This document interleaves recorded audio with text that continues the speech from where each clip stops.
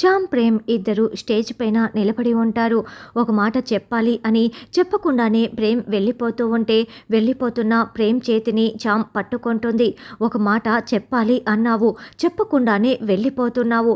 ఏం చెప్పాలనుకున్నావో ఆ మాట చెప్పేసి వెళ్ళు అని చామ్ ప్రేమ్ చేతుల్ని పట్టుకొని కళ్ళ నిండా కన్నీళ్లు పెట్టుకొని అడుగుతూ ఉంటుంది. నీ పరిచయం నాకో వరం. నీ మనసులో నాకు ఇంత చోటివ్వు. నా బ్రతుకంతా నీకిచ్చేస్తాను.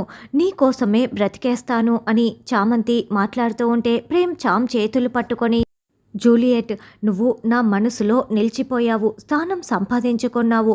నీకోసం నేను ఎన్నో నిద్రలేని రాత్రులు గడుపుతున్నాను. మన ప్రేమ ఒక అద్భుతం కావాలి. నా ఊపిరి నువ్వు, నా ప్రాణం నువ్వు. నువ్వు లేని జీవితం నాకు శూన్యం అని ప్రేమ్ చామ్ చెంపల్ని 2 చేతులతో పట్టుకొని నిజంగానే ఫీల్ అయిపోతూ తన ప్రేమనంతా కూడా చామ్కి చెప్పేస్తూ ఉంటాడు. అది నాటకం అన్న విషయం కూడా మర్చిపోయి అలా రిహార్సల్స్లో మునిగిపోయి స్టేజ్పై అందరి ముందు చామ్కి చెప్తూ ఉండటంతో ఇక నిషా అయితే కోపంతో రగిలిపోతూ ఉంటుంది. యష్ మాత్రం నార్మల్గా చూస్తూ ఉంటాడు. ఇదంతా చూస్తున్న రంగమార్తాండ గారు వీళ్ళిద్దరూ చాలా బాగా పర్ఫార్మెన్స్ చేస్తున్నారే అని అనుకుంటూ ఉంటాడు.